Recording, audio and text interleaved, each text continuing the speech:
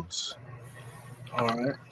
Not Move podcast presents the Ringside Rewind, your weekly whiplash recap of everything happening on Monday Night Raw and Friday Night SmackDown. Every twist, every pop, every powerbomb, we're breaking it all down. If it shook the ropes, we've got it. Stream it everywhere you get your podcasts.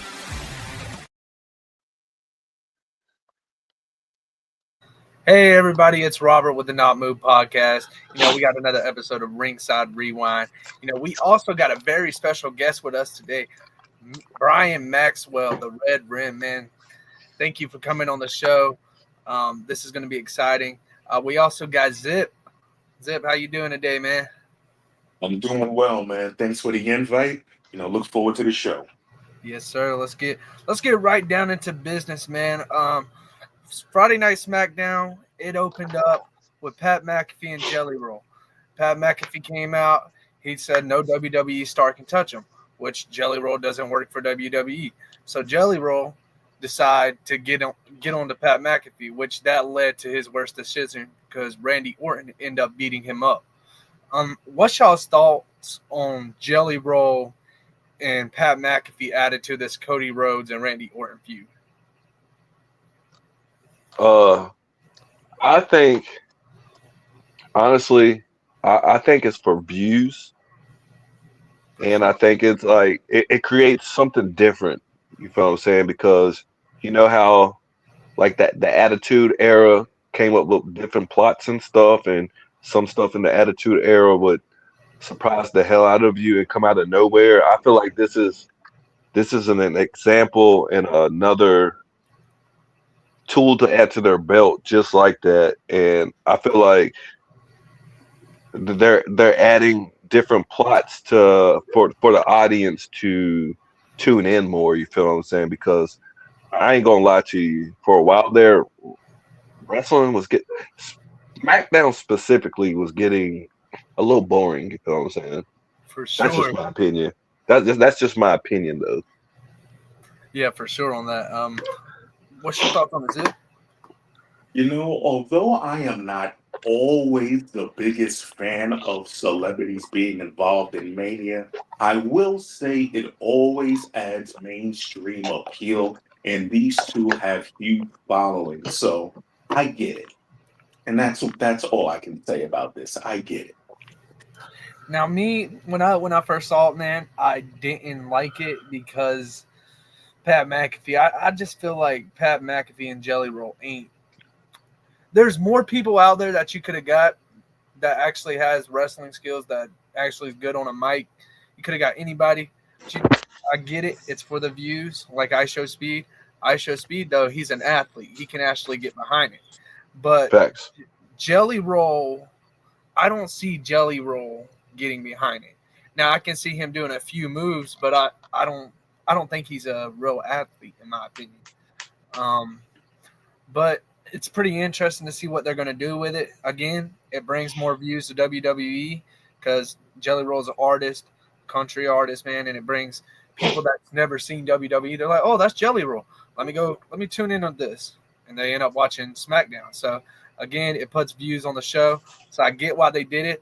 But then again, you could have got more people like IShowSpeed that's an athlete and that's famous, and it still could have got you views. That's the way I look at it. Right. Hey, me too. Although I agree with you, let me add this, and this is an interesting thing to think about. Jelly Roll, IShowSpeed, and Pat McAfee all have huge following, but their fan bases are extremely different. So you're actually tapping into 3 different markets. And I think that's the reason we're seeing this. Yes, they could have gotten more athletes involved, but then you're tapping into the same fan base. We're getting 3 separate markets in this, and I think that's key for where they were going with. For sure, I can see that. I can definitely see that. Danhausen and R-Truth had a backstage segment. When it comes to Danhausen and R-Truth, I think me and Zip, we touched on this earlier, and Zip said the same thing. But I don't know if it's going to really happen. When R-Truth retires, do you think Danhausen can be the next R-Truth? I say yes. to be quite honest. R-Truth, to me, is in my top 10 favorite wrestlers of all time, to be quite honest. And the gimmicks and all the acts and all the stuff that R-Truth has done, he stood the test of time. He's been I'm not going to say the same guy all these years, because he's recreated himself the whole time and came up with different stuff. And I've loved the way that the WWE has treated him, except for the time that they released him and the whole world went nuts, and then all of a sudden he came back. And I feel that, in my opinion, R-Truth is one of the GOATs, because he stood, like I said, he stood the test of time. And two, R-Truth is the man. Like, I've met him in person, and he is just as animated and real in person as he is on TV. Like, he's probably one of the coolest. He's in my top 5 coolest wrestlers that I've ever met in person. Okay. But yes, sir. So what? I got a question for you real quick. What was it like meeting R-Truth? Man, it was cool, man. Like, it was actually surprising, because I happened to be at a wrestling event, and me being me, I'm the type of person, when I meet like other celebrities, I don't fanboy out. I've only fanboyed one time, and that was when I met Chad Ochocinco for the first time. I kind of fanboyed out for a second, then that went away. But I'm the type of person, when I meet other celebrities, I don't do the whole fanboys, fangirl type stuff. I treat them like a normal person, because if you treat them like a normal person, that's when they respect you, and they'll give you conversation. And that's how R-Truth was, because, he's a wrestling celebrity, so everybody knows who he is, and everybody's always asking for pictures and autographs, and, then they're gone. But if you talk to him like a normal person, he'll talk to you back like a normal person. Like, we had a great conversation when I met him. Like, we talked. I said we talked for a smooth 20 minutes. Like, it was awesome. Like, it was dope as hell. Like, that's fine. And then, like, after our conversation, because he found out who I was. Like I said, once we got to talking and he found out who I was, he was like, "Oh shit, that's dope." And I actually have talked to him a few times through Instagram after I met him at that wrestling event. And like I said, he's a genuine dude. And like I said, if you talk to a celebrity like a normal person, they'll talk to you back, and that's when they'll take a conversation with you. I've never asked him for an autograph the times I've talked to him, or a picture, because to me, he's a human and a normal person just like me. But outside of being a normal person, he's a celebrity. You know what I'm saying? So, For sure. like I said, R-Truth is my top 5, one of my top 5 best wrestlers that I ever met in person. And I'm gonna leave it at that. Oh, that's fire. So Zip, what's your thoughts on the Danhausen and R-Truth? I'm going to answer your question by saying yes and no. Yes, Danhausen can replace R-Truth as being the comic role, because once R-Truth steps down, which may be in a year to 5 to 10 years if he wants, because the guy is eternal. Apparently, he doesn't age. So, WWE is going to need someone to step into the role to make that has the crowd connection and can bring the comedy. R-Truth does that better than anyone we've known. Danhausen can assume that role. The difference is, and the reason I say no, is Danhausen is not the wrestler that R-Truth is. R-Truth can get in the ring with anyone, and either hold his own if they ever decided to push him, or at least make the other person look like $1 million. And the fact that he still says that John Cena is his childhood hero when he's older than him is one of the greatest things of all time. Facts. So I just want to give. I'm going to give Danhausen the benefit of the doubt and assume that he will progress and get better as a wrestler. I'm certain that he will. The WWE does seem to like him. He's a merchandise mover. He does have a connection with the kids. So I don't know if he's going to be used in the ring as much as R-Truth, but I do believe we'll always get his presence. And that's really what we need from him, is his presence. For sure. Speaking of Danhausen, he had his first match on SmackDown with the WWE against Kid Wilson. And it's kind of funny how the match went, because Kid Wilson went to go get on the top rope, and Danhausen cursed him in the middle of the match. And then Sparks came out from the top rope, and he got hit with the rope with a low blow. And then Danhausen hit him with his finisher and got the pin. Man, I think it's good. I think it's actually great how they're keeping this curse thing going, and it actually works. I love it. What's y'all's thoughts on it? I'm kind of let's say kind of up in the air about it, but I like it. You know what I'm saying? That's my take, I should say. Yeah, that's his gimmick. Every match he's going to be involved in, the curse is going to be a part of it. It gets the crowd to participate. Something funky is going to happen during the match. It's just what he does. And the WWE is going to run with that as long as they can. So the match was okay. You know what I mean? It's always fun to see something hokey happen in the middle of a match like that. So, we'll see how long that this can continue, or how long the crowd stays invested in this. That's going to be the key question for Danhausen. For sure. I forgot to bring this up first.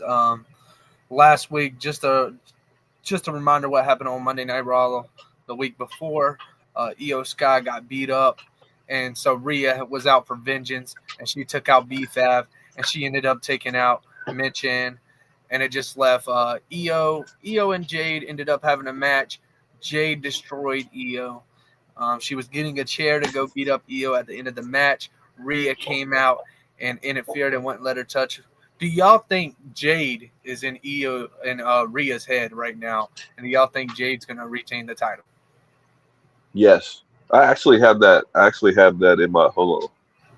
I actually have that right here in my notes. I think Jade will retain her title, because like I caught like glimpses of that watching Monday Night Raw last night, and yeah, it's one of those, you know what I'm saying? So I think she'll retain her title, and I think she'll actually have it for a while, to be quite honest. For sure. What's your thought on this? Yeah, it's quite possible.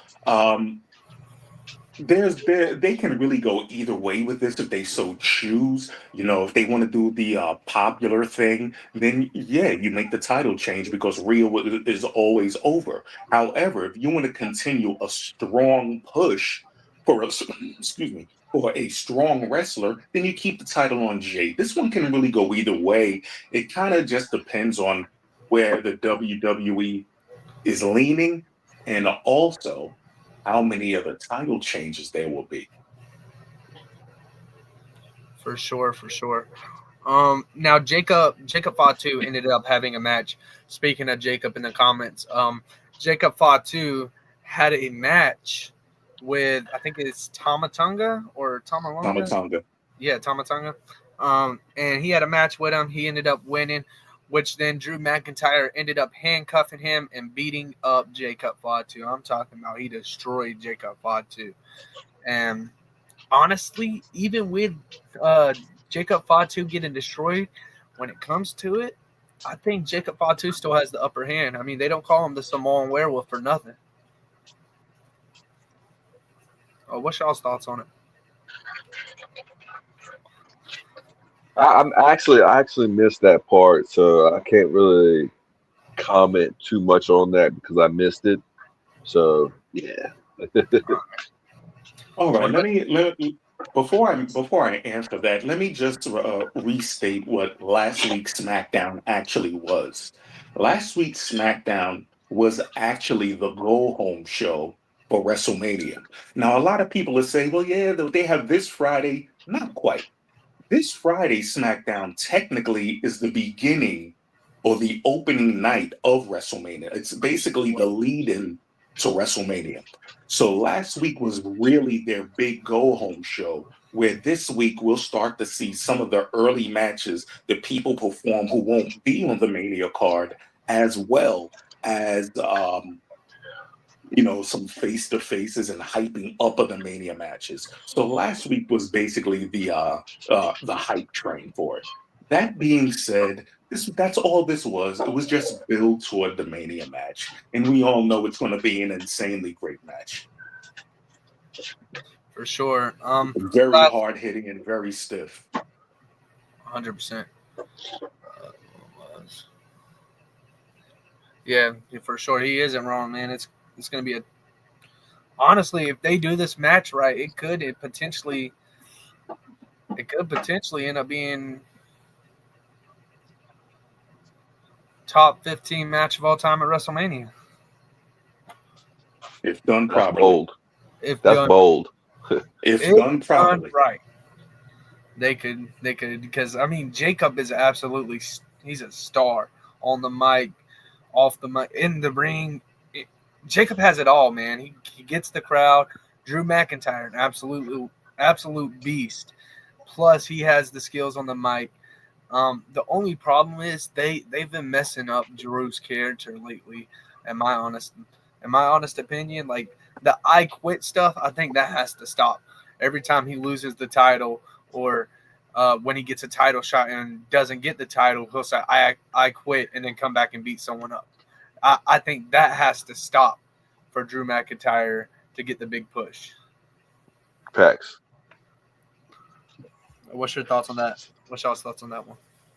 I feel the same exact way you feel about it too. Like, in a way, I'm here with it, and in another way, I'm over here with it. But you technically said it perfectly, to be quite honest. Yeah, I'm kind of going to lean the other way on this one, only because that's been the basis of Drew ever since his return of coming back to the WWE. Okay, there's really, although his character has evolved, the way that they've used him in a ring hasn't. So it's par for course for what they've done with him. So it doesn't really shock me, but a little more on this when we give our predictions. For sure. Last match on Friday Night SmackDown before we go to commercial break real quick. We had, before we get into the match, I want to talk about this. Sami Zayn came out, he put the title down, cut a promo. Basically, the way I heard it, he might be turning heel. We might be seeing a heel Sami coming, because I mean, he's like, oh, the fans are turning on me now, and I ain't do nothing. I've just been me. I've stayed true to me and everything. And he's like, whether if you like it or not, I'm coming out of WrestleMania champ. And when he doesn't come out as champ at WrestleMania, I think that's where we see Sami turn heel. I think that's actually perfect. That would be perfect for him, to be quite honest. I'd love to see him as a heel, to be quite honest. That would be. I'm actually a little more confused on what is the vision for Sami Zayn. What's the long-term goal with his character? Because it seems like they're flying by the seat of the pants. He's a face here, a heel there, a face here, a heel there. The guy's getting into that, that territory where it seems like every few months we're turning him with no end goal in sight. Now, I've said before that I believe next year's Mania, he's going to win the big title. But if he's going to be cheered overseas, and even as a heel, he will be cheered overseas, then why turn him heel to begin with? I mean, is it going to be a temporary heel turn before we can switch him face before Mania? Or are we going to, I don't see the long-term plan for him. So I'm not sure what to think at this point, whether he's turning heel or not. Hopefully, they make him more of a tweener. Kind of that he's a face, but he could turn at any moment kind of vibe. I kind of like guys like that, and I hope he kind of fills that role. For sure. Now this, I forgot about this celebrity that came out. This is another one. I think it was Little Yachty, if I'm not mistaken, that came out. Yes. Yeah, Lil Yachty, yes sir. Little Yachty came out with Trick Williams, man. And in the match with Mark Cardona, Trick Williams ends up winning it, but at what cost? Little Yachty got a haluba kick. Man. He got smashed. I ain't gonna hold you. He got smashed. Hey, props to Little Yachty. I mean, fact of the matter is, it looked like it landed really stiff. So props to him for being able to say, hey, land it. You know what I mean? And I will say this, Little Yachty in his limited appearance has done more for me than Travis Scott did all of that Cena run. So For sure. Little Yachty's Travis Scott kind of didn't make no sense. Like, you're putting him in the main card with The Rock and John Cena. That didn't make sense at all. That was dumb. This right here makes a little bit more sense because Trick, if you know anything about Trick, him and Little Yachty's actually friends outside of the wrestling world. So this actually makes sense to put Little Yachty with Trick. And it's actually pretty good and entertaining. I like it. Yeah.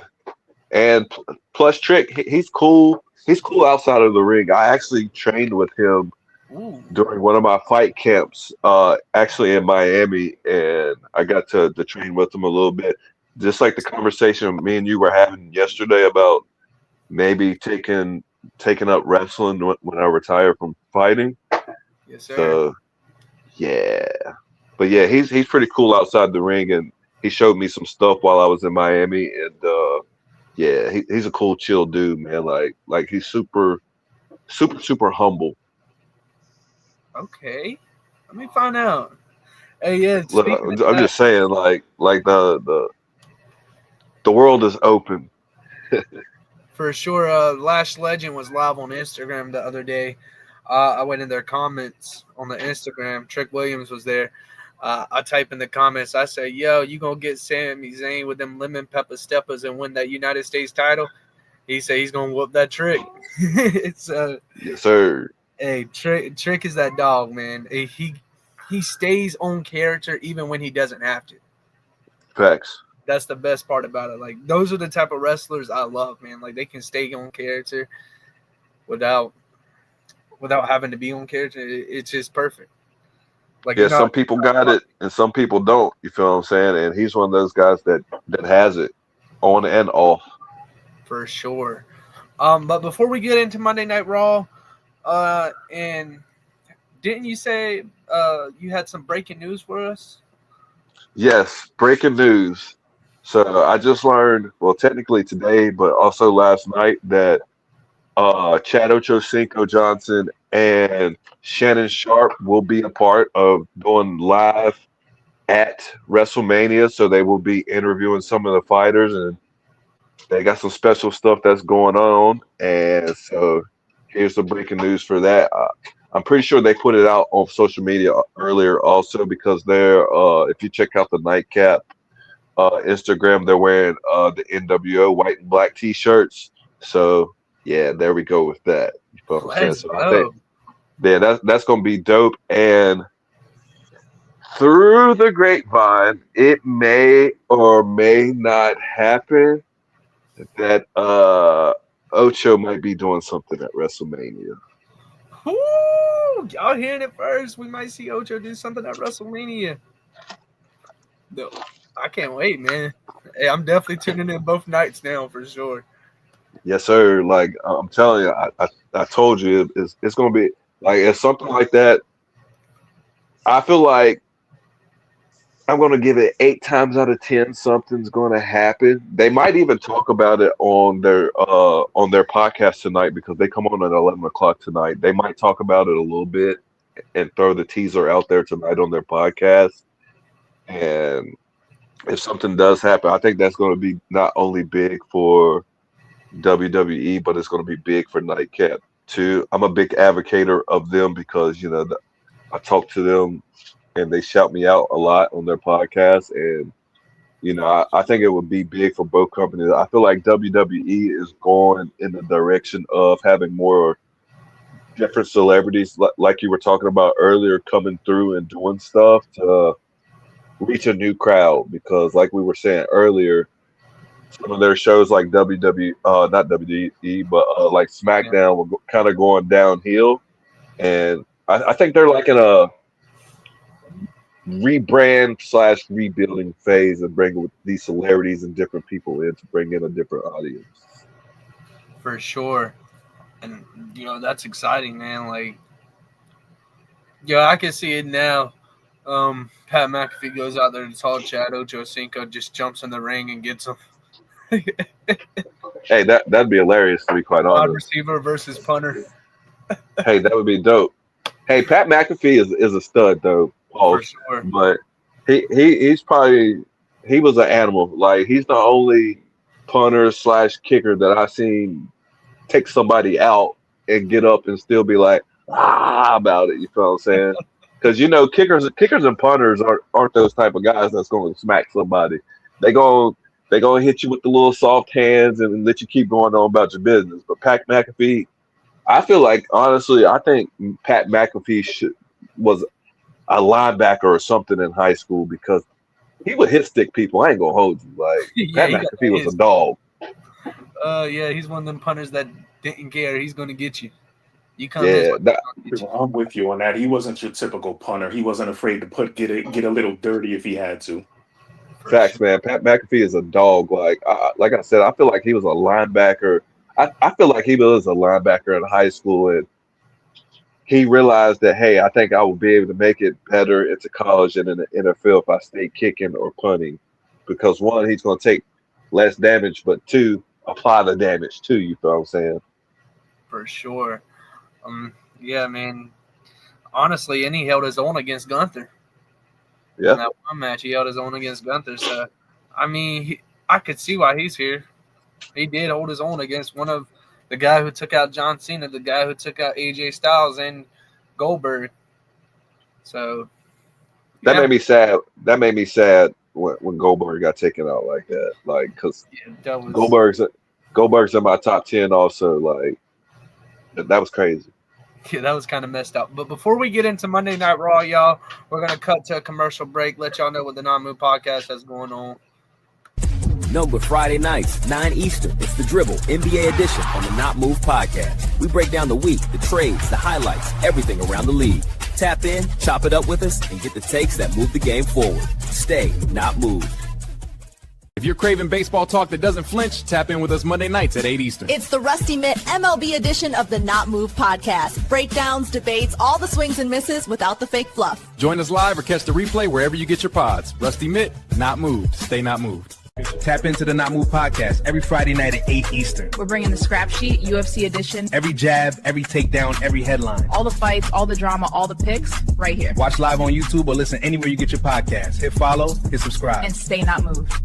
Tuesday nights just got louder. Ringside Rewind is live every week, 9 Eastern. We're breaking down Raw, SmackDown, and everything leading into the weekend. If it happens between the ropes, we're talking about it. Deep dives, hot takes, and a few surprise and replays. A whole lot of arguing. Yeah, but the good kind. Ringside Rewind.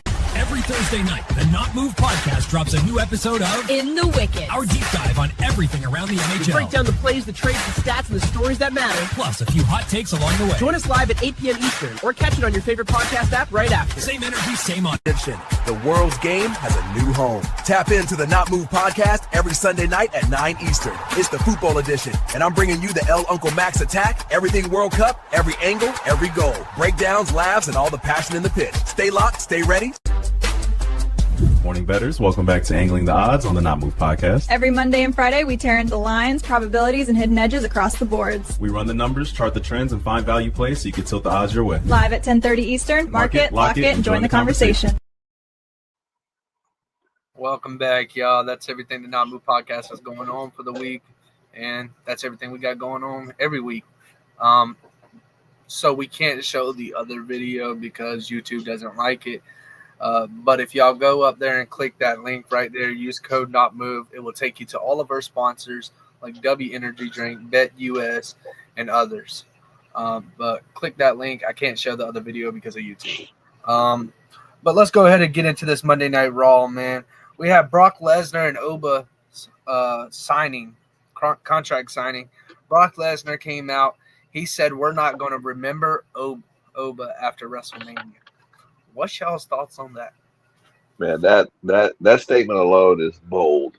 Man, like these two dudes, like I went back last night and looked at like their confrontations and what they've been going through with each other. Man, their match is going to be crazy. Now, talk about top 10 moments at WrestleMania. I think this is going to be one. I think their match is going to be the most viewed match at WrestleMania, to be quite honest. I'm putting it out there. I think that's going to be the most watched match because those dudes are, one, big as hell. Two, both of them are athletic as hell. Even though Brock Lesnar is that old, he is still an animal. Like, for sure. The longevity of him still being like that is generational. Like, that is fire. And Oba, man, that dude is, God bless. He looked like he came from the movie, one of those dudes from the movie Black Panther. He probably played in that movie, to be quite honest. That's a big badass dude, man. Like, God bless. Like, I would actually love to see him and Brock Lesnar be tag team partners and go on a tag team partner run. That's just me. Oh, they're destroying everyone, man. Facts. Facts. Nobody beating them. But real quick to add on to what you just said, with it being the most viewed, I totally agree with you, and I think that's why they moved it to the first match of the ESPN hour. This well, at least to begin the show was just about basically Paul Heyman doing his thing, getting the stick and working up the crowd, which he is the GOAT at. And there really wasn't much to this other than him coming out, hyping everybody up, Brock making a very brief and angry-looking appearance. If you saw Brock got in the ring, he got right out of the ring. And that was it. So it made him look a little more intense than usual. And this is I don't like that they actually moved this to the first match on Sunday. I get it. Brock is a name. The numbers ESPN is probably going to do is going to be through the roof. But I would have preferred this to be the assigned a co-main event label and have it, and it would have been the second to last, the match before the main event, or on night two, because I think this is I know a lot of people are looking forward to some of the other matches, but I think this is the one match that everybody's like, okay. Yeah, we're putting eyeballs on this. This is not going to be a regular match. You can throw wrestling out the window. We just want to see two big ass men who can wrestle, throw down and fight, and that's what we're going to get. For sure. That's a very good Clash of Titans right there, I should say. Like, it's going to be wild. Exactly. This match is probably going to be one of the best matches of that night. Facts. But with that, I actually didn't get to see this match. I don't know if y'all got to see this match, but we'll still talk about it. If y'all saw it, let me know. If not, we'll skip over it. The Usos and LA Knight versus the MFTs. Yeah, I watched that last night, and you take the lead on this one. I feel, to be quite honest, that match last night was kind of mediocre, I should say. Facts. It kind of pissed me off, to be quite honest, because like it was just like, ugh. You feel what I'm saying? Like I felt like it could have been a whole. I know it's WrestleMania week and all, but I feel like that match could have been so much better. Like it really pissed me off last night. It was so mediocre. Like it was just like, ugh. For sure. Like when the winner won, I was just like, I'm so glad this match is over. This was I ain't gonna hold you. For sure. The one thing this was okay. The one thing I could say about the match was I did see how it ended, and is it Tamatonga? Yeah. Okay. Yeah. Let me get in. Let me get into the lead up for this then, since you didn't watch it. Allow me, please. All right. Since this was the go home show for WrestleMania for Raw, it was a very storyline driven show. It was a heavy storyline driven show, and one of these storylines has been the unhappiness of Tama Tonga to Solo Sikoa. So some people question whether or not he's going to turn. Some people question whether or not he's going to challenge to become the tribal chief of the MFT. After his loss last on SmackDown, they made a big point leading up to this that Tama wasn't with the MFT. And he shows up late in the match through the crowd. And Solo, who's part of this match, goes to him and says, "Where were you?" And Tama just stares him down. He gives him a cold look. And then the match ends. The match itself, nothing big to talk about.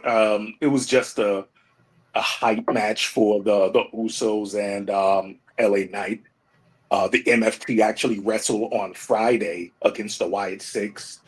But it looks like they may be turning the page on Tama very, very soon. And I don't think it's going to be on Friday, but I wouldn't be surprised if it happened right after WrestleMania, because you can see this one coming. For sure. And people will get behind Tama. They're not going to let him talk the way he did in New Japan because, censors. But Tama's a wild boy, man. Like the crowd will get behind him. The WWE doesn't have anybody like him. If they turn him loose, we're gonna be in for a hell of a ride. Facts. He's one of them ones, man. Like I hope he does turn. To be quite honest, like that'll be big. Like I feel like that will not only boost him higher than what he already is, but I think it's going to show. Like you said, he's not going to be able to do some stuff because of censorship, but I think it's going to turn up to another level, and he is just, oh God, like I feel like he should turn very soon, and I think that's just going to be through the roof, like crazy. And one more thing to add to that, honestly, they probably will move him face, but I like him better as a heel. As an I don't give a damn heel. He excels at that. That's what he was known for overseas during the time of the Bullet Club. He was the I don't give a damn guy. He was always cool about it. He was always chill about it. You just didn't want to put a microphone in front of him because you never knew what was going to happen. So I would rather see, my preference would be for him to challenge for control of the MFT, and him and his brothers all turn on Solo. I don't know if that's the plan. It looks like they're getting ready to move him to be a face, but personally, I would love to see him stay heel. Yeah, that'd be tight. Like that would be a good bold move for him. Like, but just don't give him the mic because he might say something crazy. For sure. Real quick, I got some unfortunate news for people that follow me on X. For some reason, I just figured out 30 seconds ago that my account is suspended. So I will not be on X anymore, I guess. I don't even know what I did, but it's all right. Back to the topics. Kairi Sane versus Io Sky. Now, me personally, I thought this match was an absolute banger. I love watching these two, even Asuka. Any of these three going in the ring together at each other, I love watching it. They both are great in the ring together. It was a great match. Asuka came out, interfered, then Rhea came out, and ended up with Io getting the win. What was y'all's thoughts on this match? I feel to me, it's pretty dope. I like everything that happened. I feel like it was, I'm not gonna say perfect, but it was perfect timing, I should say. And I feel like something, I say either during or after WrestleMania is going to happen with that. I think there's going to be a storyline built with that somewhere and somehow. I can almost kind of tell that last night when I was watching it, but who knows? You feel what I'm saying? So Sure. You know what? I'm with you on this. I am a huge fan of Asuka. I think she is one of the best women to ever do it. Kairi Sane is that good in the ring. Io, of course, has gotten a push. She's excellent in the ring. And by the way, a lot of people don't know this. Her finisher in Japan was a lot more devastating than what she uses in the WWE. She can't do it in the WWE. It's too devastating. But you put any combination of these three in the ring and you are guaranteed to have a banger match. It's guaranteed gold. Facts. I hope the WWE, because it doesn't look like they're going to give these ladies a Mania match, which I think they dropped the ball on if that's the case. I'm looking forward to them letting Asuka and Io or Asuka and Kairi Sane in the ring and telling them, listen, we're going to give you a solid 20, 25 minutes, ladies, and the gloves are off. Do what you need to do. Do what you do best. And they will tear the house down. They are that good. But I will say, I like this build-up. We can all see this kind of coming together, and it's been really good. It's been nearly perfect so far. So I'm just disappointed we're not getting a Mania match out of it. Yeah. That's not the best. But there was something funny. Speaking of that, there was something funny that I saw on TikTok. Danhausen, it was this post where Danhausen missed cursing when he went to go curse Kid Wilson. He cursed the WrestleMania sign instead of Kid Wilson. I thought that was kind of hilarious, man. And now WrestleMania is going this way because at first WrestleMania was absolutely cooking. Now they're leaving out people. They're adding in people that, shouldn't be there. Yeah. It's like Danhausen cursed WrestleMania, man.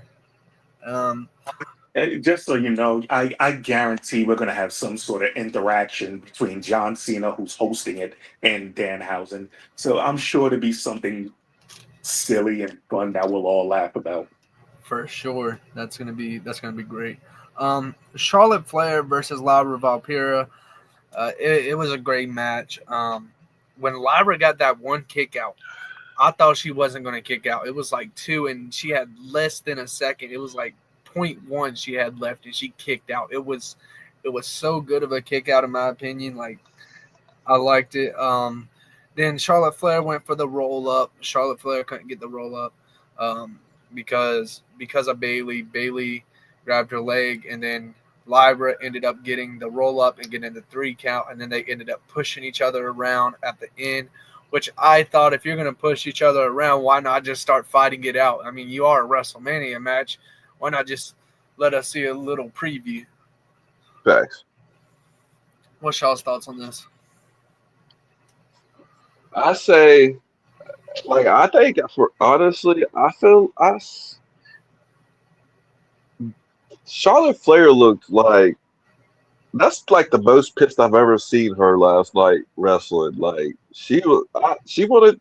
I felt like she held back a little bit, like after she got pinned, especially when Alexa Bliss got out there. I feel like it was. I don't know, man. Like it was kind of weird, but it was also kind of like Charlotte Flair held back.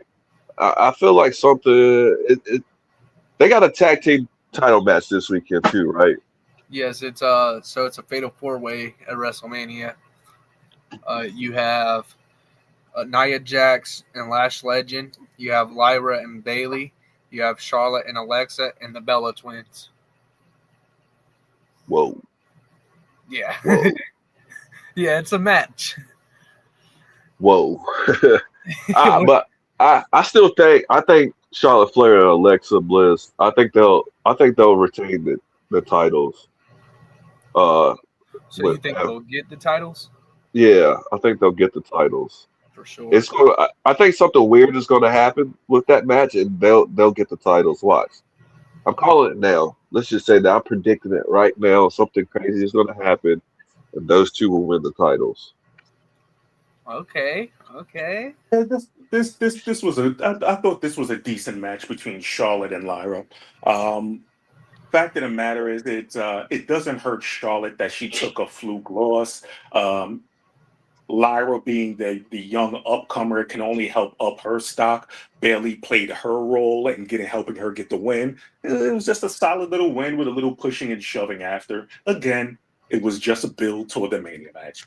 For sure. Leading to that, we had the Seth Rollins and Gunther promo. Gunther basically kept it 100 with Seth.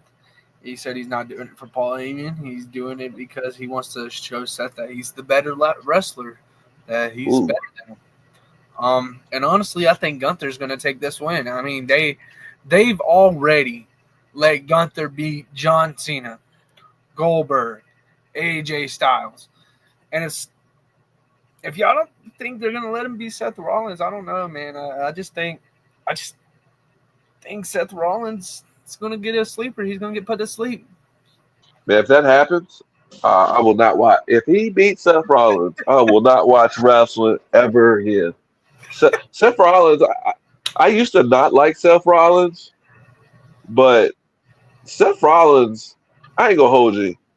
He gonna be one of the GOATs. Seth Rollins is an animal. Like, I like his evolution too. Like, sure. If they make this guy beat Seth Rollins, I'm gonna be pissed. To be quite honest. Go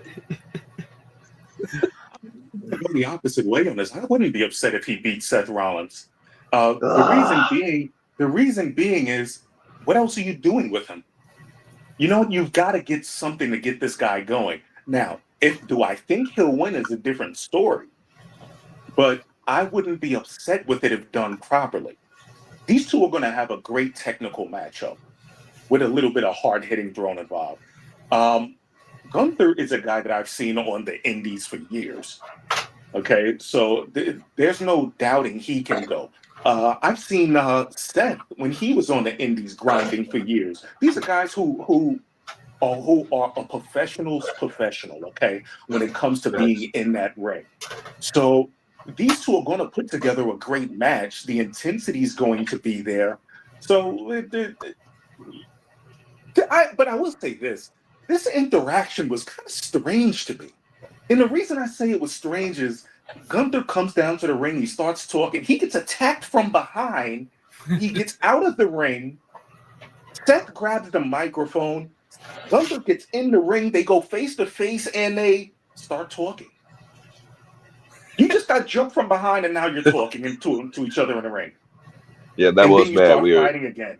It was just a really weird thing. It wasn't the best build-up or hype moment.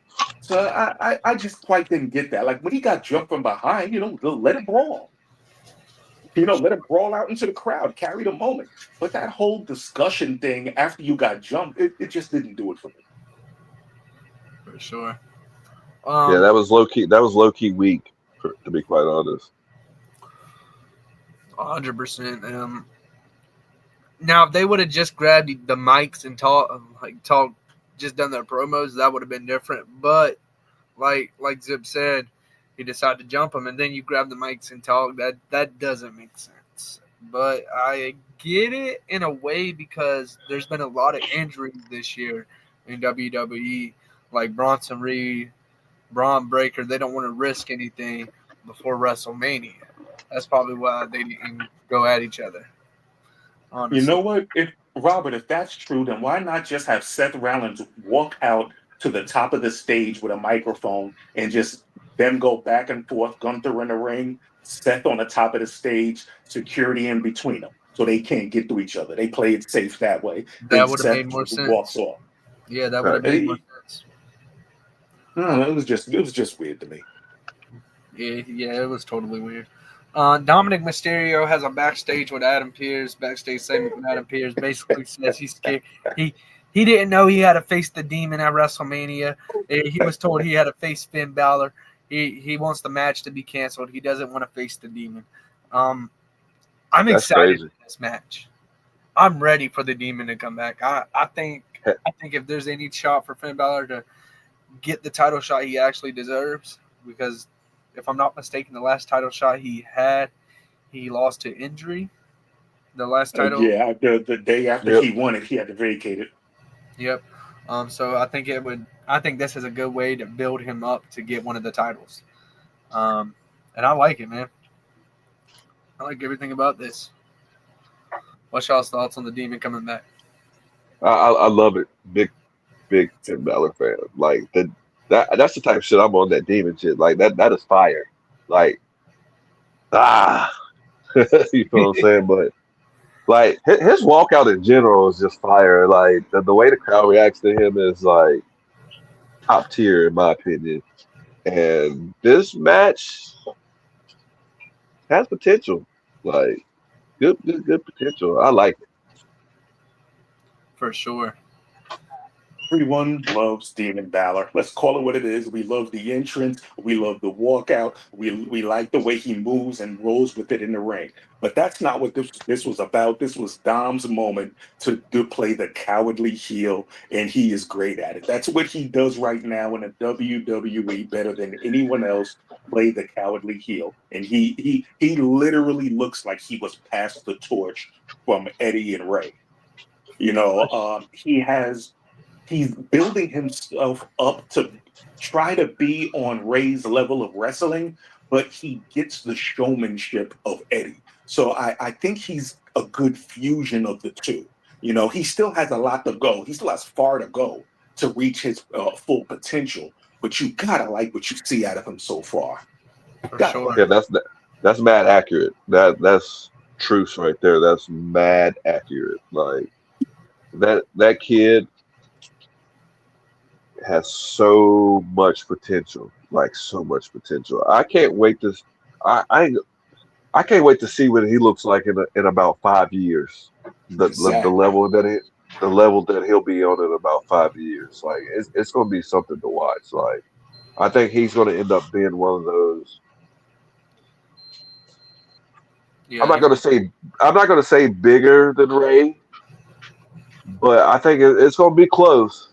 Like his time it's going to be close. His time will yeah. So, we'll talk about this when we talk about, matter of fact, we're going to talk about this and then talk about the WrestleMania matches and then talk about what was your favorite WrestleMania match, and then that's how we'll end the show. Roman Reigns versus CM Punk on the promos. This week, I'm going to take Robert, if I may, Oba's promo. Oh, yeah. Oh, good call. Oba's promo. Before we even get into Oba's promo, I want to talk about Oba walking out. If Triple H didn't see what I saw, if Triple H didn't see enough how loud the fans got for Oba, I haven't seen that. Like Paul Heyman said that. Like Paul Heyman said, since the beginning of Brock Lesnar. He got over to the crowd so fast. So fast. I'm talking about as soon as he came up to the main roster from NXT, everybody was chanting Oba. Like it was ridiculous, man. And it's still like it's probably the loudest chant I hear on TV. And that's hard to say when it comes to Monday Night Raw, because you got people like Roman Reigns coming on the show, you got people like CM Punk, you got people like Brock Lesnar, and I think he got a louder pop than Brock, CM Punk, and Roman Reigns. Yeah, that's fire. Like I hope they really, really, really build him, like, because I feel like he's definitely the future, and I think he's going to be like I said, he's going to be a certified. I think within the next couple of years, he's going to be a certified superstar. To be quite honest. For sure. I believe the future of Obafemi will be told on the first match of that WrestleMania card. I'll get more into this when we make our predictions. But as far as this promo goes, there were a lot of promos on this. There's a promo that came after this that was excellent. One of my favorite ever. But Obafemi's promo was a star-making moment. That promo was a real promo. And I think we will look back in the future to say, when did Obafemi first become, when we knew he was that guy? Well, we knew he had potential when we saw him with the walkout, the look, the moves. But that promo said, hey, you give him the mic, he can connect with the crowd. Obafemi may be that one. For sure. Yeah, Oba's going to be the top star for plenty of years to come. Thanks. But getting into this Roman Reigns and CM Punk promo thing, I think Roman won this week. I'm going to have to give it to Roman. Roman threw more valid points than CM Punk. Yeah, sure, CM Punk said, I kind of don't get how the promos are going with them. But at the same time, I know they could do a lot better with their promos. Like, I've seen Roman Reigns do a top 3 promos. Is it just me, or is this their promos a little overrated? No, you're right. You are right. You're right. Yeah, it's not what it used to be. Like Roman and Punk. I remember when Punk dropped that pipe bomb. One of the best pipe bomb we've seen. Right behind him is John Cena when John Cena did it on Punk. But it's like they don't know what they're doing with this feud. Like, one point you're talking about his father, next point y'all talking about how y'all hate each other, then you're talking about the bloodline. The feud's all over the place. Facts. What's y'all's thoughts on this setup? Man, you said exactly what I would have said, to be quite honest, because it's just like, but I'm just so ready to see their match, because I'm 50-50 with it, to be quite honest. Like I told you off camera, I'm 50-50 with that match. That's going to happen. But I think CM Punk edges Roman Reigns. You heard it here first. I got to tell you guys, I absolutely love this promo. This promo, to me, was one of the best promos that they have ever done, ever. Here's why. Up until this promo, what did we see? We saw CM Punk versus Roman Reigns. This one promo, we saw Joe Anoa'i versus Phil Brooks. What they said was absolutely true about each other. That's why I love this promo. It shows that underneath the character, the men themselves are fundamentally different. And that's why they need to have this match. I love this promo. Okay. So before we get into this, Zip, I'm actually going to let you run this part, man. We're going to go over the matches at WrestleMania. Everyone tells us the winner. I can't. The reason I'm not going to do those part is because I can't remember every match off the top of my head. And you're a lot better at remembering the matches than me. So I have to admit, unfortunately, I am not in front of a computer at this time, so I am not going to be able to recall the night 1 and the night 2 matches. I just know a few of them. Okay, I got us. I'll go over the matches that I know, and then we'll just say the winners from those matches. So we're going to start off. You just tell me who y'all thinks the winner is going to be of this match. We're going to start off with the first match that I got for us. I don't know how it's going to go in order, but we're just going to go down the matches. We got the Usos and LA Knight versus IShowSpeed and The Vision. I'm taking The Vision and IShowSpeed. Who are you taking, bro? Maxwell? I'm taking the Usos. I'm a little split on this one, kind of like you guys. I'm a little split on this one. The reason I'm split is I think something may happen a little later on in a I will get to when we get to it. I think something else, and that is going to affect this one. I am going to say that I'm going to say that the Usos pull this out, but IShowSpeed causes Jake Paul or Logan Paul to take the pin. Okay. Dominic Mysterio versus the Demon Finn Balor. I'm taking the Demon Finn Balor. I got Finn Balor off rip. Yeah, without the title on the line, this is Demon Balor. Okay. We got AJ Lee for the Intercontinental title versus Becky Lynch. I'm taking Big Time Bex. She doesn't lose at WrestleMania. Come on. I'm kind of torn. I don't know who to pick on that match, to be quite honest. I'm torn here on that one.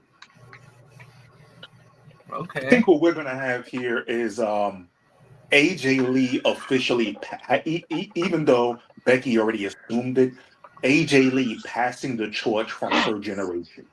She's going to take the fall here. Becky's going to win the title. These two may still feud in the future, but this will be that, you know what, I wasn't around at the time to pass it to you, so I'm going to pass it to you now.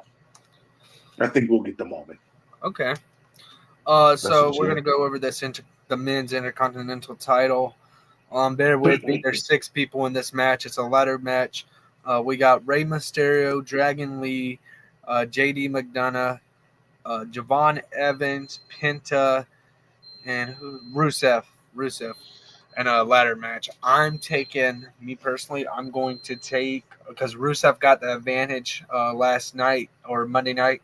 Yeah, last night. And so hear me out. I'm going to take Rey Mysterio, and then he's going to lose it back because they said he's going to retire at the next pay-per-view. That's what the big rumor going around is. So I'm going to take Rey Mysterio to win the Intercontinental title, and then Dominic Mysterio to take it off him and retire him. That's crazy. Why'd you say what I was going to say? I was so going to say that. Oh, like that's wild. Great minds think alike. I was going to say that just for that fact, and plus I feel like Mysterio is the underdog in this match, to be quite honest. For sure. And I feel like that would be perfect to do. To be quite honest, that would be perfect to do. And then, but I also have another sleeper, Evans. I kind of give it to him too. I feel like he's an underdog in this match. But I'm torn between him and Rey Mysterio, but pushing more towards Rey Mysterio. But I wouldn't be mad if Evans, snuck in and got it. You feel? And that kind of make me hyped, to be quite honest. Oh no, that would be fire. Yeah. I gotta say, I don't think you can really go wrong with any of these guys winning if done properly. But if it's true that what you're saying about Rey Mysterio retiring on the next pay-per-view after Mania, it would be good to see him get that last round of applause from the WrestleMania crowd. I would like to see that if it's true. I would honestly like to see him at least hold out till SummerSlam so they can give him a big farewell. But if it's not true and he's going to hold on a bit longer, I guess you can say you really can't go wrong with any of these guys. They could go the young guys. Javon Evans is the high flyer people love. JD McDonough is a very underrated wrestler. He's always playing the sidekick, so he hasn't really gotten the buzz that he deserves, but he's a very good wrestler. Rusev being the big, strong guy in the match, and maybe it's time they give him his flowers. This is a guy who should have been a world champ by now, but they dropped the ball on him. So maybe they give him this. Dragon Lee, he's the one guy I would say is probably unlikely to walk out with the title. It's possible that Penta could retain here. So realistically, they can go a lot of ways with this, but expect it to be just a wild match with people flying everywhere. Yeah, this is going to be a great match. We got, I think, 2 or 3 more matches on Monday Night Raw for the WrestleMania. But this is kind of Monday Night Raw and SmackDown, so You got the Bella Twins, Charlotte Flair, Alexa Bliss, Lyra Valkyrie, and Bayley, or Lash Legend and Nia Jax. I'm taking Lash Legend and Nia Jax to retain the title. I think they're the biggest stars right now out there, and it would make sense in my opinion. How you feeling about this? I got Flair and Bliss. I already told you that I think they're going to win it. Like I said, you heard it here first. They win it. I told you so. We're gonna clip that. We're definitely clipping it. Robert, I agree with you. I think it makes the most sense to have Nia Jax and Lash Legend to retain. However, the Bellas have never held this title. This is WrestleMania. Facts. Does the WWE do it? Do they put the belts on the Bellas? That's the big question to me. Also, I want to say something I know you said you like to see Charlotte and Alexa Bliss win. I don't expect them to be a tag team for much longer after WrestleMania. I am completely sold that the heel turn is coming. I am completely sold on it. One of these two is going to turn on the other. I think it's more likely than not it's going to be Alexa Bliss that turns heel on Charlotte Flair. That's bold, but you might be right, to be quite honest. That could happen for sure. Oba versus Brock, the big match, the big game, the match we all want to see. I'm taking Oba. Hey, I'm taking Oba. Like, I've never seen of all my years of watching Brock Lesnar. Like, this is crazy. I'm in my late 30s at this point, and I've been watching Brock Lesnar since the first day came into the WWE till now, and I feel like nobody's ever really been a big threat to him until now. And this may sound crazy to say this, but I feel like even though this is going to be a wonderful match, that's like we all agreed to, this is going to be probably one of the biggest matches watched all weekend and have the most views and numbers and all that good stuff. But I feel like Oba is going to win this match. It's going to be a brawl. It's going to be a slobber knocker. But I think Oba is going to take this. Like, I really feel like he is a big, big threat to Brock Lesnar. For sure. I said earlier that I was disappointed that they moved this to the ESPN, but I understand why they did. Brock is instant numbers. The reason I was disappointed is because it seems they're now counting on Brock's popularity to carry that the viewership. And if that's what they're counting on, that likely means they may give Brock the nod. My problem with that is if Brock wins this match, you're going to have to rebuild Oba. Now, I want you to think back to the promo he just had with Heyman. What did Heyman say to him? When you're ready to rebuild, come to me. Call him. Talk to me.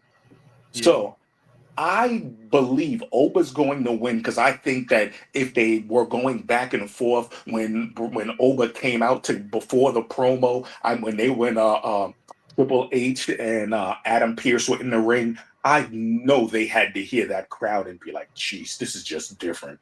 This guy's just different. There's something there. We knew there was something to him. There's something to him even bigger than that. There are levels on having appeal, and right now he is on that elite level. For sure. If he loses this match, you destroy all that momentum. Facts. Yep, exactly. I believe Oba has to win. I'm just worried that because they moved it to ESPN, with Brock counting as the main name in this match, that they may give Brock the nod. They could, but I don't see it happening. Not after what Triple H just saw. But then again, I've seen Triple H hear us say stuff and just ignore us as well. So, right. I don't know. We're just gonna have to wait and see. I hope Triple H and the creative team does the right thing, man. They got to do the right thing on this one. And one thing I do want to say, it would be okay for Brock to lose this match because they can wrestle a second time at a Backlash or whatever. Brock can win that. They can have the third match at SummerSlam. Brock can win that. Oba will still be fine knowing that he won the Mania match.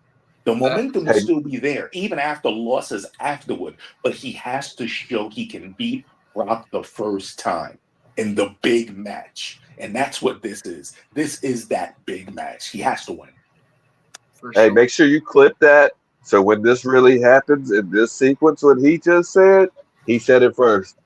For sure. We definitely got to clip that one, too.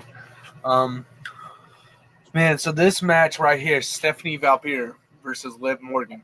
This is a hot take, but also not a hot take.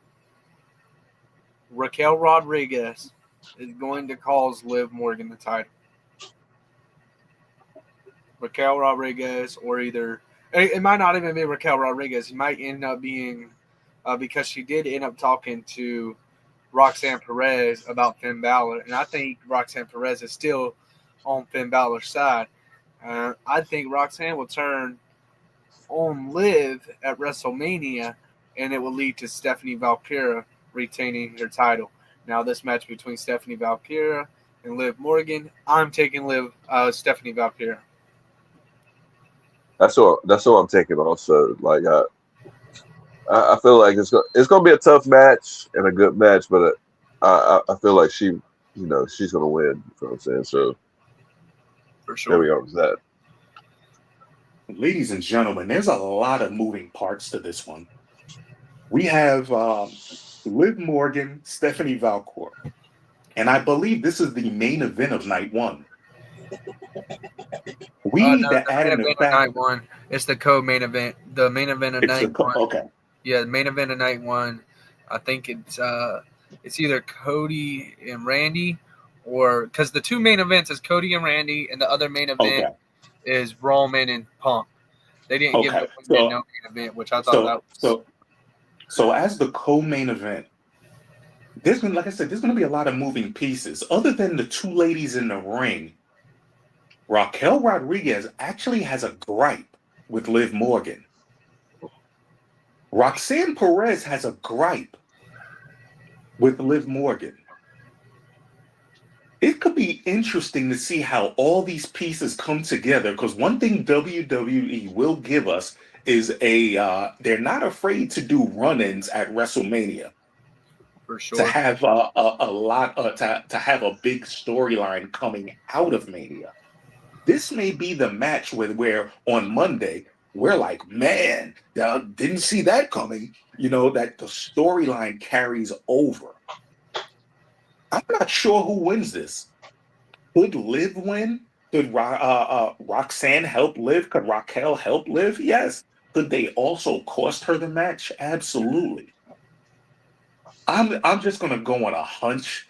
I don't think they've really done enough with Stephanie Valkyrie. I know she got dinged up for a time, so she missed a bit of time with an injury.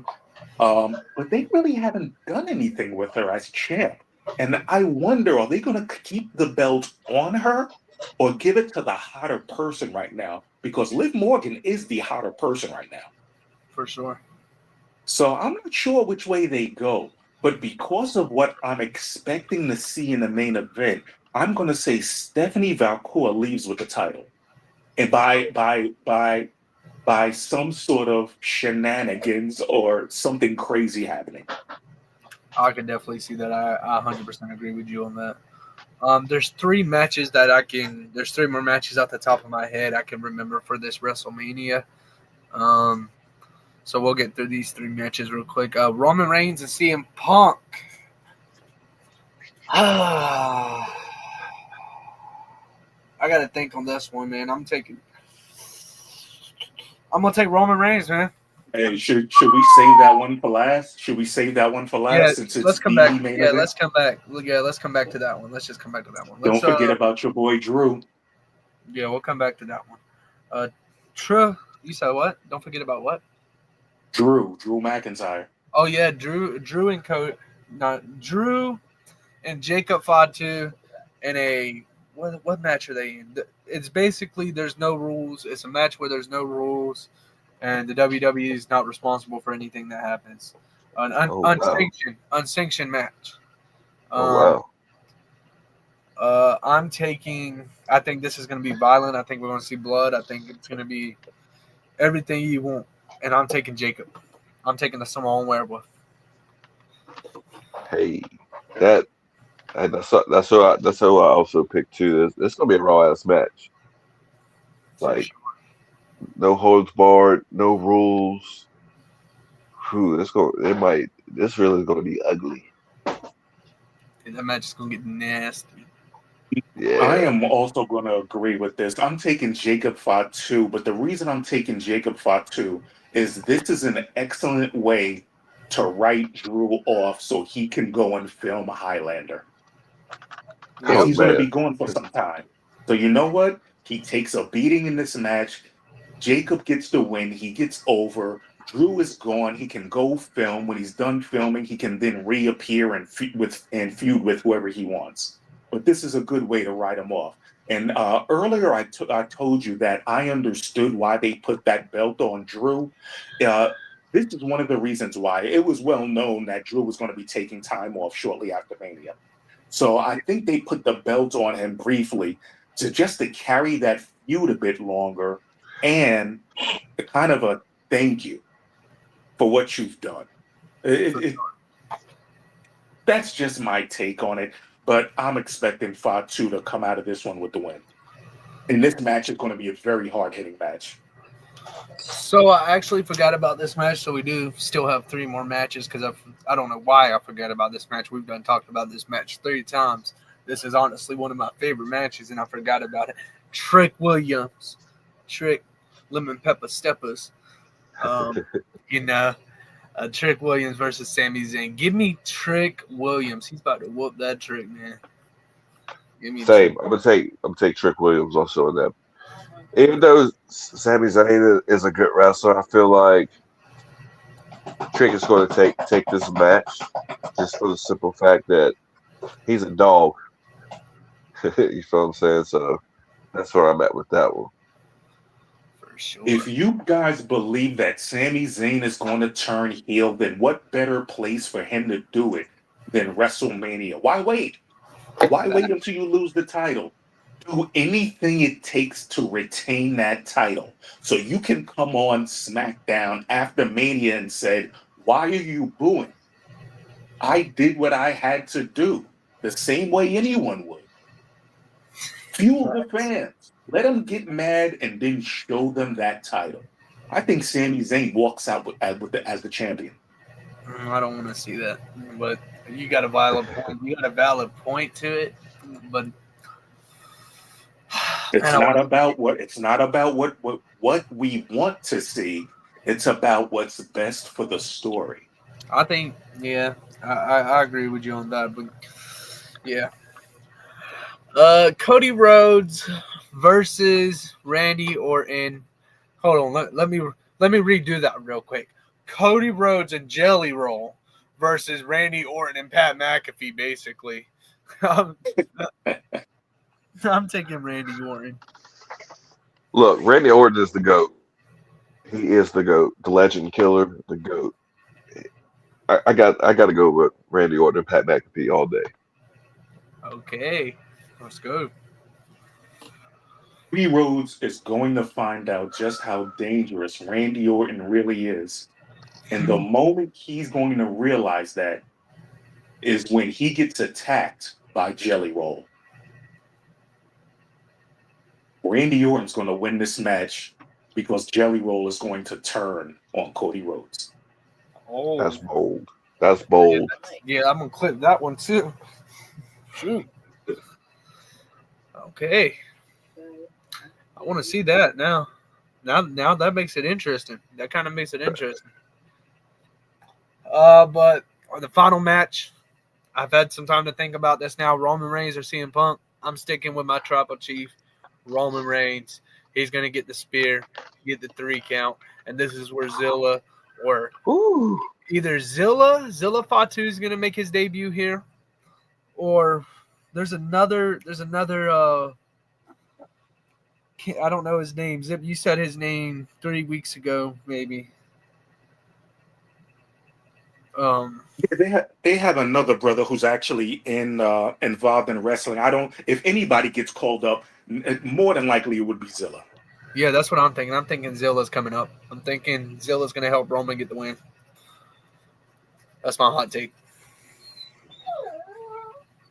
That's bold. But I'm going with CM Punk. Mm-hmm. Go with CM Punk. That's my guy. And plus, I used to walk out to, like in my earlier fights, I used to walk out to his song. So I got to go with CM Punk all day. Okay. I really don't know which way to go. I'm literally 50-50 as well. You can make an argument for both. It's been a while since Roman's been champion, and we've seen Punk hold this title for quite a while.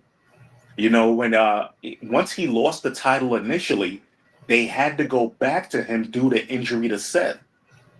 So, considering that he wasn't even expected to hold the title right now, do they now say, you know what, you're in the main event, this is where we do the switch? I'm going to lean and say yes. I have no idea how this match is going to end, how we're going to get to the finish, but I know that it's going to build up. There's going to be a crescendo. The only problem with the whole Zilla talk is, other than the hardcore fans, no one's going to know who he is. The mainstream WWE audience has no idea who Zilla is. But this is and as you can say that as far as Tama, as far as Jacob Fatu, but they also weren't introduced at Mania. That's true.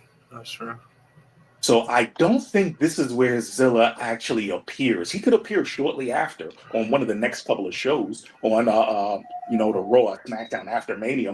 That's very possible. Or maybe if Tonga leaves the MFT, Zilla shows up to replace him. Who knows?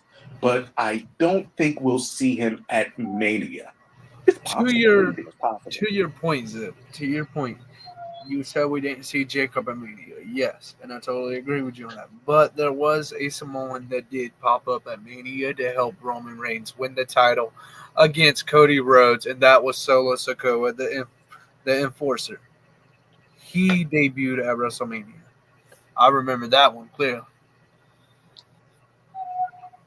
So, I mean... I didn't think that was actually Mania. I thought that was one of their... follow-up matches. I mean, it's very possible. Maybe it was Mania, but I just don't think that this is the right show for Zilla, because the crowd's going to be in awe. Who is that? He's going to unmask, and people are going to turn next to each other and go, "Who's that guy?" That's not what you want. That's not what you want when a match is building up. If somebody's going to interfere, it has to be someone you know. For sure. I think Roman walks out as champion. I just don't know how we get there. Maybe it is Zilla who interferes. I literally have no idea which way we're going to go with this. Yeah, we're just going to have to wait and see. That's the best part about WrestleMania. Just got to watch the show. But before we talk about the last thing we got to talk about tonight is, what was your favorite WrestleMania? What was your favorite WrestleMania match? But before we talk about that, I would like to let y'all know the Not Move podcast has a WWE 2K26 giveaway. And to get in the giveaway, all you got to do is show proof to JB or me or A-Train that you're subscribed to the Not Move podcast and you're in the giveaway. Now, as we get into this, man, your favorite match for WrestleMania, any WrestleMania, what was your favorite match? Mine, I would have to go, and this is actually recent. But and honestly, I think it was the best WrestleMania we had in recent years. WrestleMania 40, Bloodline Rules, Cody Rhodes versus Roman Reigns. We had everything. We had The Undertaker. We had John Cena. We had Seth Rollins come out as the Shield. We had the Final Rock. boss. Yeah, the Final Boss. We had the Usos. We had everybody that you could think of to make. That was one of the best matches I've seen in possibly 10 years when it comes to WrestleMania. Now, what's y'all's favorite match? Mine personally, Yes, sir. you might change your mind. WrestleMania 2000. Mm-hmm. WrestleMania 2000 ladder match, the Hardy Boys. Yes, sir. I remember watching that with my granny, and that is going to be my all-time favorite match at WrestleMania. WrestleMania 2000, Hardy Boys, the Dudley Boys, Edge and Christian. You can't get no better than that. Yes, sir. For sure. Okay.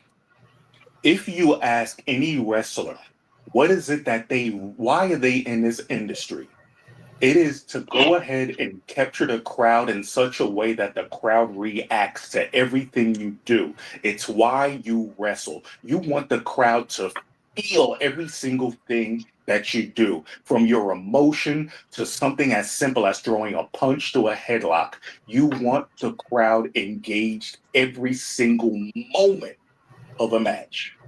For There sure. is one match that this happened. It is not the most scientific. It is not a match you're going to say, well, that was a technical masterpiece. No. But it was the single most engaged match of all time between two legends, The Rock and Hulk Hogan. That crowd reacted just from these two looking at each other in the ring. That crowd went nuts when they finally locked up. That crowd went nuts when Hogan shoved them off. The crowd went nuts when Hogan dropped the leg on The Rock. The crowd went nuts when The Rock finally pinned him. That is what wrestling is about. The crowd was in that match the whole way, the entire way, knowing that they weren't going to get a technical masterpiece. They just wanted to see the legends go. And that's what they got. To me, that is the greatest wrestling match of all time. For sure. Ooh, you ain't lying. That was a fire match. But that's all we got for today. Man, this has been exciting. Y'all stay tuned for next Tuesday. We got a lot more to talk about coming up. You know, WrestleMania will be over. We'll have to talk about WrestleMania. We're going to be talking about the Monday Night Raw after WrestleMania, Friday Night Raw before WrestleMania. We got a lot to talk about coming up, and y'all stay tuned for it. It's going to be exciting. Real quick, though, before we end the show like we normally do, Mr. Red Rim, Brian Maxwell, man, can you tell the people about your podcast and let them know about everything, man, you got going on right now? First and foremost, I dropped fight news today. I'm fighting June 13th in Memphis, Tennessee. I finally got an MMA match. I haven't fought MMA since 2019 because I've been signed to Bare Knuckle Fighting Championship since then. And, you know, I'm making my return to my element.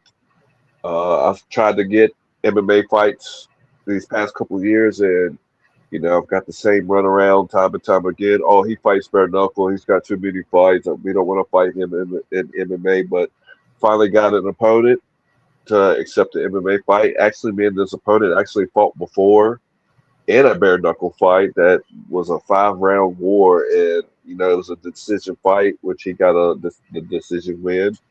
And, you know, time for redemption in MMA this time, back to my element, what made me who I am and made people know who I am is in MMA. And, you know, next thing, I got the Mr. Red Rims podcast. I need to get you on there one day so I can get your story and talk to you a little bit. I like to talk to all kinds of fighters and and people in combat sports. That's my thing. I live, breathe, and die combat sports. So I like to talk to the up and comers, the OGs, and all that, and everything few and far between. And I've talked to a couple of managers also. So hit me up. Watch, follow, subscribe to Mr. Red Rims podcast. Yeah, y'all check out Mr. Red Rims podcast. Hey, we all got it going on. Not Move Podcast got big things going. Mr. Red Rims got big things going. Go check out his podcast. Y'all make sure y'all hit him with likes and subscribes. Zip, what you got going on, man? Let the people know. Well, you know what? Go ahead to TikTok. Follow me, Boombox. And as always, gentlemen, it's been a pleasure. It was fun. And, I hope we can do this again after Mania to see exactly, what we got right and how things have progressed. One other thing I'd like to add, I know this has been a mainly WWE broadcast, but AEW did have a pay-per-view this past week. And I'm very vocal about this, about the difference between AEW and WWE is the storyteller. And if you want to see in-ring storytelling, you watch AEW. If you want to see an actual performance, just showmanship, the WWE is where it lives. So whichever one suits your taste, hopefully you watch both and support the industry. I like both. I love both, to be quite honest, but AEW is different. I love it. Listen, I like Absolutely. AEW. I just can't watch it, man. Knowing the same dude that owns the Washington Commanders owns AEW. I can't. Hey, first of all, watch your mouth. Watch your mouth. Commander Station all day. The old filthy birds over there. You know it. Robert, you should be okay to watch it because the owner of AEW, his father owns Jacksonville, not Washington. So you're good. You're in the clear to watch it. Oh, okay. So, Got him. Got him. As long as we don't have the bum Manders owning AEW, just gotta throw that out there, man. He hit me with a Washington Commanders cup in the middle of the interview that we were doing. At the end of the interview, he pulls out this Washington Commanders cup, Zip, right there. Oh, that one? Right yes, there. Sir. This is a Redskin cup, so don't forget it. Remember the name. Redskins. Hey, that team doesn't exist anymore. They're the Commanders.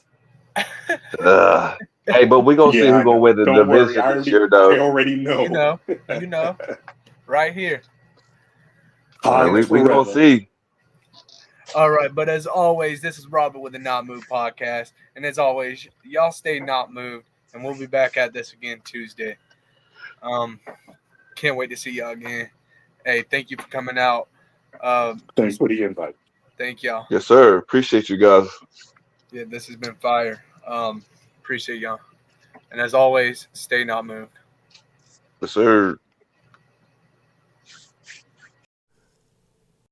Number Friday nights, 9 Eastern. It's the Dribble NBA edition on the Not Moved podcast. We break down the week, the trades, the highlights, everything around the league. Tap in, chop it up with us, and get the takes that move the game forward. Stay not moved. If you're craving baseball talk that doesn't...